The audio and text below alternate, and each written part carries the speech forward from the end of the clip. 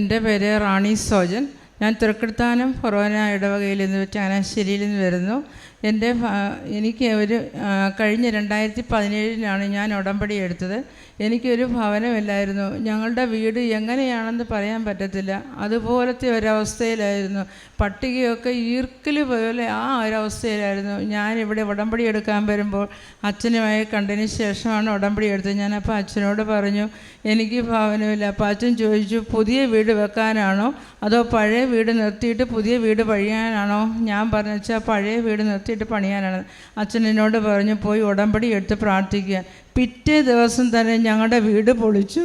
എനിക്ക് വളരെ മനോഹരമായ ഒരു ഭവനം പരിശുദ്ധ അമ്മ തന്ന് അനുഗ്രഹിച്ചു.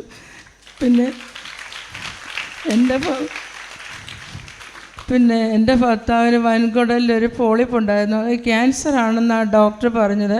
പക്ഷേ അത് നേരത്തെ ഓപ്പറേഷൻ ചെയ്തു. പിന്നെ 4 വർഷം കഴിഞ്ഞപ്പോൾ അത് വീണ്ടും ഒന്നുകൂടെ ടെസ്റ്റ് ചെയ്യണമെന്ന് പറഞ്ഞു. അങ്ങനെ ഞാൻ ഇവിടെ വന്ന് ഉടമ്പടി എടുത്തപ്പോൾ ആ നിയോഗവും വെച്ചായിരുന്നു, അമ്മ എൻ്റെ ഭർത്താവിന് ഇനി ഒരു കുഴപ്പം ഉണ്ടാകരുത്. ഞങ്ങളപ്പോൾ ടെസ്റ്റ് ചെയ്യാൻ പോയപ്പോൾ അമ്മയുടെ കാശ് രൂപ ഞാൻ കൊടുത്തു. എൻ്റെ സോഞ്ചാൻ ഒരു കുഴപ്പവും ഇല്ല, വൻകുടലിനൊന്നും ഒരു കുഴപ്പവും ഇല്ലാന്ന് പറഞ്ഞു.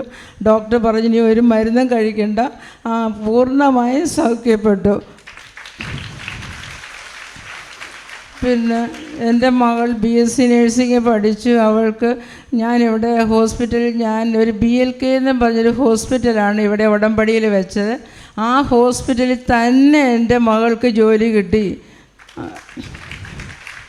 പിന്നെ എൻ്റെ മകൻ മെക്കാനിക്കൽ എൻജിനീയറിങ് കഴിഞ്ഞു നല്ല ഒരു ജോലിയില്ലാതെ നിൽക്കുകയായിരുന്നു. അങ്ങനെ ഞാൻ അതും ഇവിടെ ഉടമ്പടി വെച്ച് പ്രാർത്ഥിച്ചതിൻ്റെ ഫലമായി നല്ലൊരു ലിമിറ്റഡ് കമ്പനിയിൽ എൻ്റെ മകൻ നല്ലൊരു മെക്കാനിക്കൽ എൻജിനീയറായിട്ട് ജോലി ചെയ്യുന്നു. പരിശുദ്ധ അമ്മ എനിക്കും എൻ്റെ കുടുംബത്തിനും ഈശോയിൽ നിന്ന് വാങ്ങിച്ചു തന്ന എല്ലാ അനുഗ്രഹങ്ങൾക്കും ഒത്തിരി ഒത്തിരി ഒത്തിരി നന്ദി പറഞ്ഞുകൊണ്ട് ഞാൻ അവസാനിപ്പിക്കുന്നു.